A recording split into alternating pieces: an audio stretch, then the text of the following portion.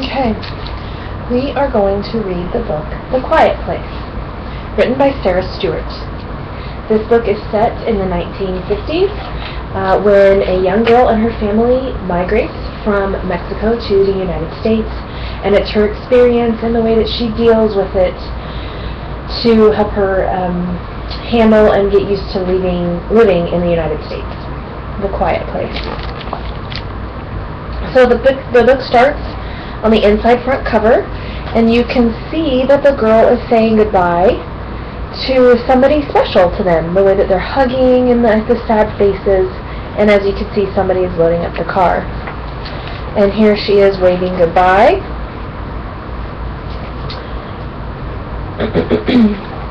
And as you can see here now, Mom is trying to reach back into the back seat, and the girl is holding on to her stuffed animal. And there are a lot of things you could fill in the blank for her thoughts. How she's feeling, the things she's thinking. I'm sure she is sad. And here you can see the border. USA is where they're going, and they're leaving Mexico. It's April 5th, 1957. Dear Auntie Lupita, here is my first letter in English. I am going to practice my new language by writing to you. Thank you for your letter in Spanish. It was so easy to read. I remember most of the English words you taught me, but there are many more to learn. The first day, as we crossed the border, the guard said, "Your smile is my antidote to a bad morning." I said, "Muchas gracias." Thank you. Then I asked Chavo about antidote. He knew, of course, it means a cure. I am already missing you. Right back soon, Isabel. Dear Auntie Lupita. Sorry, it's April 9th, 1957. I forgot to tell you something. I heard Spanish being spoken in a cafe where we stopped on the second day of our long drive north. Then, the best part was, after lunch, when we drove through many, many, many blue flowers. The very next day, the sky became that same blue. Chavo said, "We left a sea of blue at our feet and entered an ocean of blue over our heads." I want to talk like that. Missing you, Isabel. P.S. I am using my best words, and Chavo's dictionary helps with the new ones. April 14th, 1957. Dear Auntie Lupita, we have only been in our new home for 10 days, but most of the boxes are unpacked. I like having our old things around me again. Snow came down all night and made my whole world new. This morning, everything was white. I ran outside and made a snow angel. Do you remember the one we saw in the book at the library last year? Mother says it is a funny time of year for snow, and it will all melt by tomorrow. Where will the snow angel go? Missing you, Isabel. And you can see that they live close to a factory setting here with all of the stacks and the smoke coming out. And here is her little snow angel on the ground. April 27th, 1957. Dear Auntie Lupita, I'm sorry not to have written sooner. I started school 2 days after the snowstorm. My teacher is smart, like you. I think she loves teaching, like you, too. She does not speak Spanish, but she smiles at me. I am still too shy to make friends. But I have started something, a quiet place for me and my books. Father bought a big refrigerator for us and gave me the box. Now I am writing from inside it. Chavo cut a door in it for me. He is the best big brother a girl could have. Missing you, Isabel. May 4th, 1957.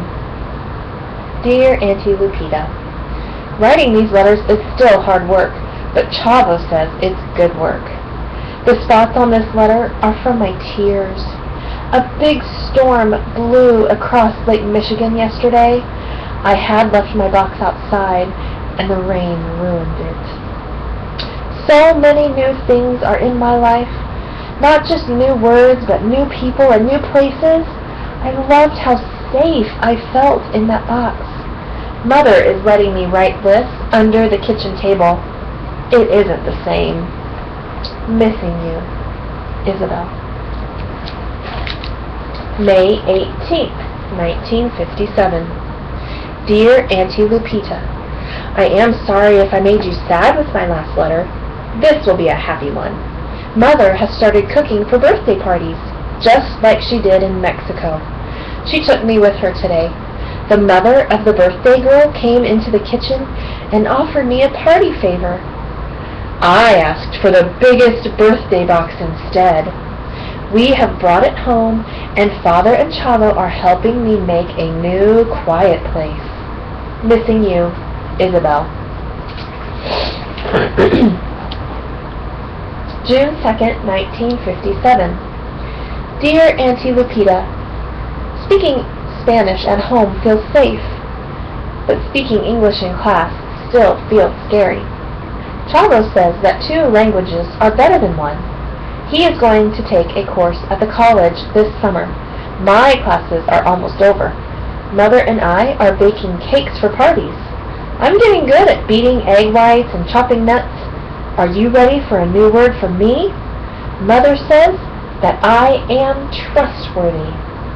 I have helped at the last 2 parties. There have been no big boxes. Maybe my next letter will bring good news.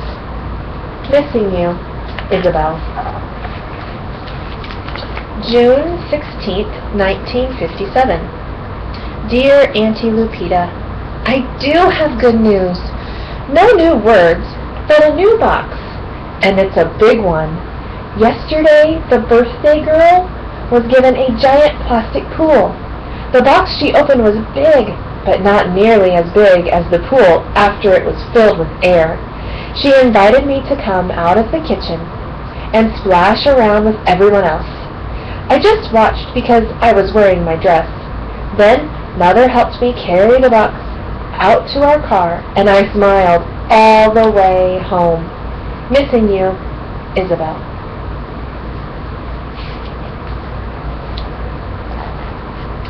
Here she is decorating her box. She's got glue and crayons and paint. She's folding paper and tape and scissors.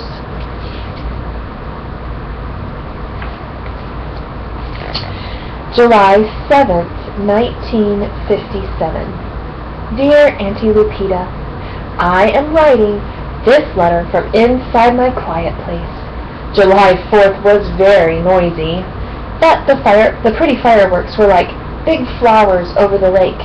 It was just like being back home with you. At a party last week, a girl my age was given a dollhouse and many pieces of furniture for it. Everything came in a box that is now a part of my quiet place. There are many rooms. Today, Chavo said, the colors in your house make me want to dance. Missing you, Isabel.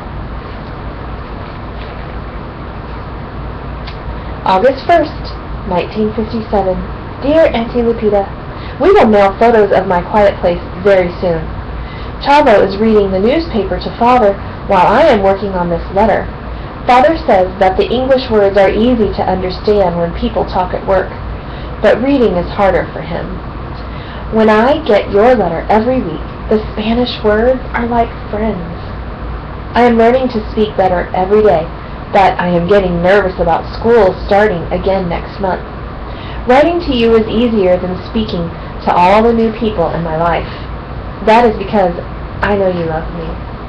Missing you, Isabel. August 4th, 1957. Dear Auntie Lupita, something big happened yesterday. For the first time, there was a birthday party in our neighborhood. After it was over, everyone clapped for us. The mother of the birthday girl said that we had made the best party ever because of the amazing cake. I also sang our birthday song from Mexico in Spanish. But there is more. Before we left, Mother invited all the families to our house for my birthday. I asked them to bring me their favorite words as gifts. Missing you, Isabel. August 31st, 1957. Dear Auntie Lupita, everyone came. Everyone. The words I liked best were sunrise, nightingale, twilight, and lullaby. But the one I like to say out loud is sycamore. Mother made tamales and salsa and guacamole and beans with rice and a chocolate cake. Chavo played his guitar and Father showed the other parents some dance steps. I taught my guests our birthday song. We all sang out the windows. My quiet place was not quiet, but it didn't matter. No one wanted to go home. I hope you can feel my happiness. There is no word big enough. Wishing you were here, Isabel. Notice her closing line has changed from missing you to now wishing you were here. And here is her quiet place.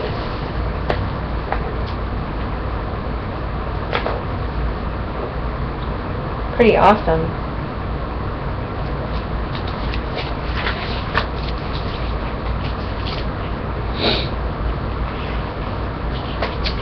All in time to get ready to go.